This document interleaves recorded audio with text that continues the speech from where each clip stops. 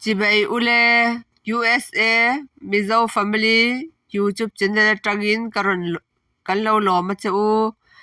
ke ma hi USA beauty ko le tanga zer chwak ani a beauty lam kai hnoi le thil le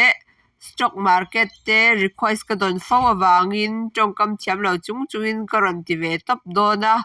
chu mai ne lavin kan tang kai thil thei tur om ang hrisel na lampang te pawh ni se kan rawn ti dawna lehkhabu that chi hrang hrang sum dawnna lampang kaih hnawih lehkhabu tha te pawh ni se rawn tih zel kan tum dawna vuahin ni ah chuan singsilhip leh hnghamit tih dam dan tur kha kan rawn sawi phawt dawna chuta pawimawh em em chu hei a lema kan hmu ang hianin chi nei kuhva kan tel ang chi kha ang kha